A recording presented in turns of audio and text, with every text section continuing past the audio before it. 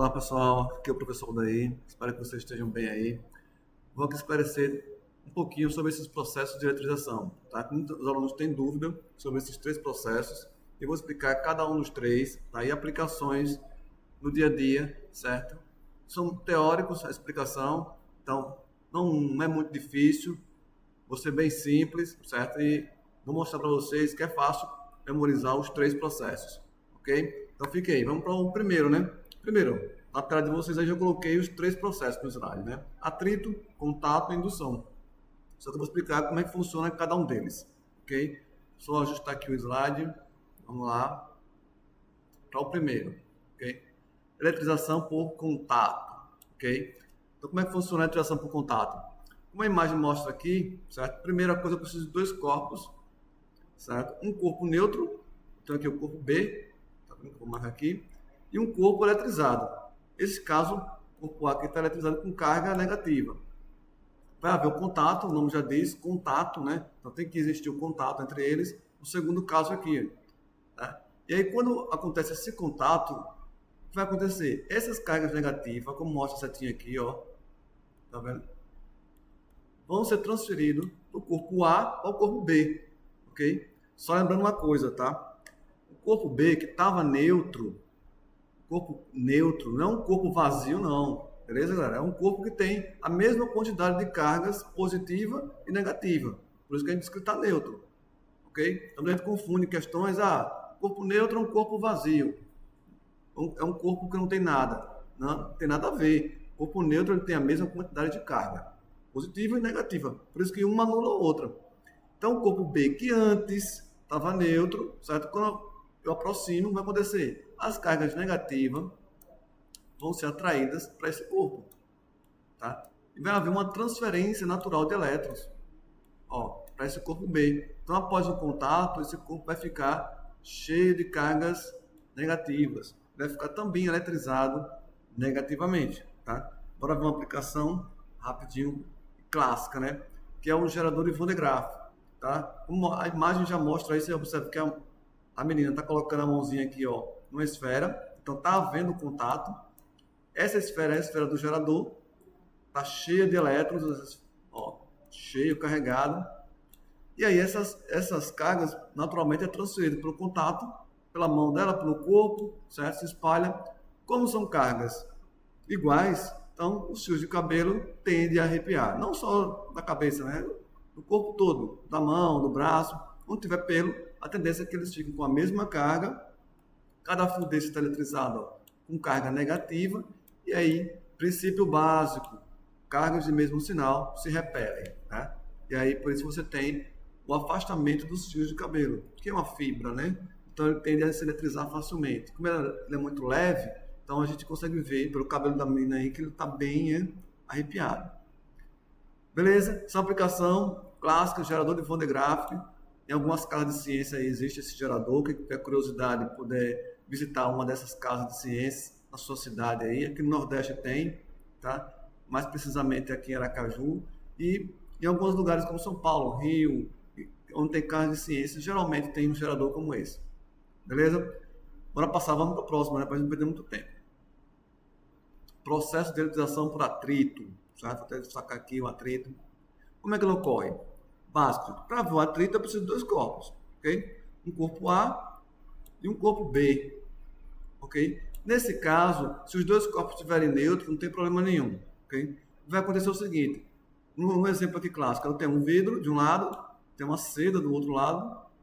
Eles vão ser colocados em atrito. E aí, depois de alguns minutos atritando, um com o outro, o que vai acontecer? Um vai ficar eletrizado com carga negativa, tá? E o outro com carga positiva. Nesse caso, a seda vai ficar com carga, ok, positiva. Vou até destacar aqui.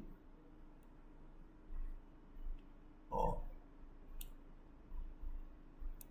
Vou fazer aqui bonitinho. E o vidro com carga... só trocando aqui. Eu troquei aqui, deixa eu apagar esse aqui. Vidro do lado errado. Deixa eu pegar o lápis aqui para marcar aqui rapidinho. Fazer aqui maior. Certo? O vidro fica com carga positiva. Deixa eu botar aqui bem grande, para vocês visualizarem aí. Ó, carga positiva. Aqui, pronto. Cheio de carga positiva, dá para entender aí, né? E a cera com carga negativa, tá? Só destacando aqui. Aí vocês vão perguntar, gente, por que a cera está com carga negativa e o vidro com carga positiva? Aí eu vou dar uma dica para vocês, certo? Se eu perguntar para vocês qual dos materiais tem mais resistência, o vidro ou a seda? Então, sem pensar muito de cara, dá para entender que o vidro ele é mais resistente, né? Então, se ele é mais resistente, ok? É difícil você tirar dele a carga positiva, porque é mais fácil a seda ficar eletrizada negativamente. Na prática funciona assim: o material, okay, que tem menos resistência, certo? Tende a transferir mais elétrons de um lado para o outro, ok? Então, após o contato entre eles, aqui o atrito, vai acontecer uma troca de cargas, o elétron vai fluir de um para o outro, certo? De uma maneira mais espontânea, de acordo com a resistência de cada um, ok? Então, por exemplo, se eu pegar plástico e papel, se eu atritar um com o outro, certo? O papel, como o papel é mais frágil, então a resistência é menor, ele transfere o elétron para o plástico e o plástico fica eletrizado positivamente. Então aqui vai haver uma troca, certo? Aqui desses elétrons, ok? E aí depois que eu realizar o atrito, aí muda as cargas aqui. O vidro vai ficar com carga positiva e a seda, mais uma vez trocando, o vidro já está com carga positiva, ele vai ficar com carga negativa e a seda fica com carga positiva. Então, vou fazer aqui o xizinho aqui, ó. Isso após o atrito, ok? Porque quem tem menor resistência é a seda. Então, ela vai transferir o elétron lá para o outro lado, certo? Para o vidro. Ele continua com carga positiva, mas ele vai ficar também com excesso de carga negativa. E ambos vão ficar eletrizados. Só que um vai ficar positivo e o outro negativo, como eu disse no início. No processo de eletrização, sempre funciona assim. Eu preciso de dois corpos que vão entrar em contato, vão atritar, e aí depois desse processo de atrito, os dois vão ficar eletrizados. Um positivamente e o outro negativamente. Tá? A ideia de eletrização, lembrem, sempre é quando um corpo está com excesso de carga. Não importa se é positiva ou negativa. Vamos ver um exemplo para ficar mais clássico. Ó. Pronto, aqui, ó. Exemplo clássico, tá vendo? Nesse caso aqui, tá? É uma experiência onde tem uma bolinha aqui de borracha, que é uma bexiga, né? Tá sendo atritada com o cabelo aqui da criança, ó. Tá vendo? Antes do atrito, os dois corpos estão neutros. Eles têm carga positiva e negativa, ok?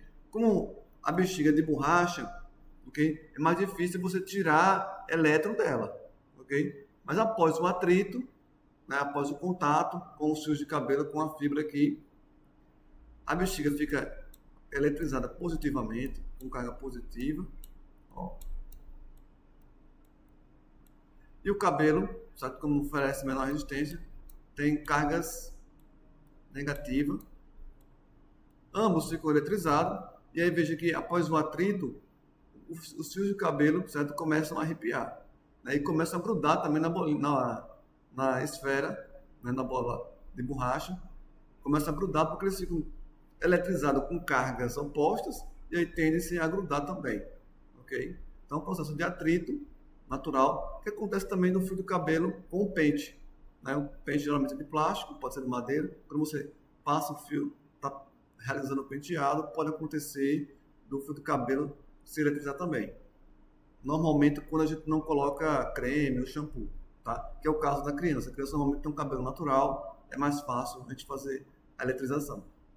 Ok? Bom, vamos saindo do atrito, bora para a indução, que é um pouquinho mais complicada, mas eu vou dar umas dicas para vocês aqui para simplificar, para ajudar vocês. Ó. Pronto, ajustar aqui o slide. Indução, como é que funciona? Então aqui tem vários momentos. Tem o momento 1, certo? Aqui eu vou destacar o momento 1. Eu tenho um indutor, está eletrizado positivamente, que é essa esfera A, e tem um corpo neutro B aqui, a segunda esfera. Estão vendo aqui? Pronto. O que vai acontecer aqui? Na indução não existe contato. Primeira característica. Então, no atrito, eu preciso colocar em contato, preciso atritar um com o outro. A eletrização por contato tem que haver aproximação, tem que encostar um no outro. Mas na indução não preciso topar, aliás. Não acontece o toque direto. E aí, como é que vai acontecer essa eletrização dos corpos? Por aproximação.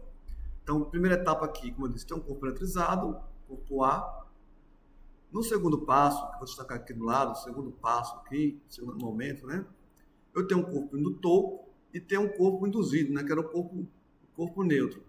Veja o que aconteceu. Só o fato dele ficar próximo por alguns minutos do corpo indutor, olha, houve uma divisão aqui. Veja. As cargas negativas ficaram do lado, né, esquerdo e as cargas positivas ficaram do lado direito. Tá? Elas se dividiram.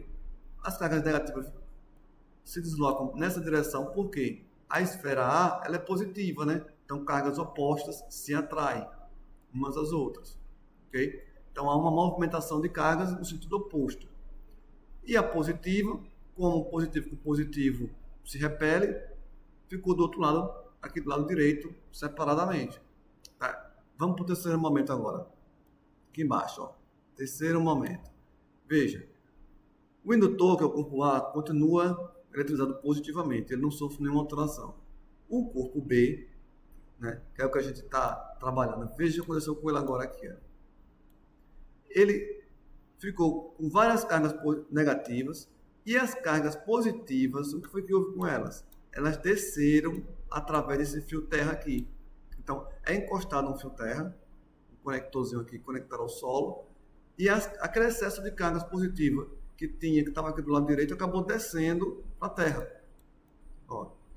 E aí, no final, o que acontece? Eu tiro esse conector, esse fio terra, né, aqui no quarto momento, ó, vou destacar aqui, e a esfera B fica eletrizada negativamente, somente com carga negativa. Então, veja, nos 4 passos, as duas esferas estão à mesma distância, não saíram da posição, só estavam próximas. E aí houve uma divisão, no segundo momento, natural de cargas para um lado e para o outro. No terceiro momento, eu usei um fio terra, que poderia ser um contato humano também, se uma pessoa com corpo neutro se aproximasse, tocasse nessa esfera, ia retirar esse excesso de carga positiva.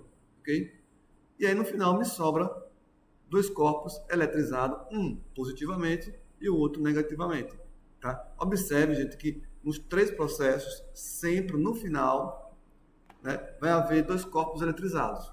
Né? Se antes existia um corpo neutro ou 2 corpos neutros, no final do processo de eletrização vai existir 2 corpos eletrizados, ou com cargas opostas ou com cargas iguais. Né? Como, por exemplo, o contato. O contato, quando a gente aproxima, eles ficam eletrizados com cargas iguais, porque um compartilha carga com o outro. Na eletrização, acontece o compartilhamento também, mas o excesso de cargas, certo?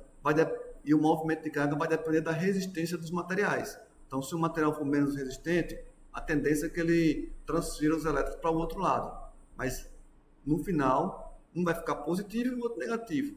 Na indução, a mesma coisa. No final do processo, não existe contato, é só aproximação. No final, vai ter 2 esferas ou 2 corpos com cargas opostas. Beleza, galera? Espero que isso tenha ficado bem claro aí. Né? Esses 3 processos são teóricos, mas são fáceis de entender. Tá? Espero que vocês não errem nas questões teóricas quando estiverem avaliando eles. Beleza? Espero que vocês tenham gostado. Deixa o like aí e aproveita e se inscreve no canal, certo? Para receber as próximas aulas. Valeu, um abraço.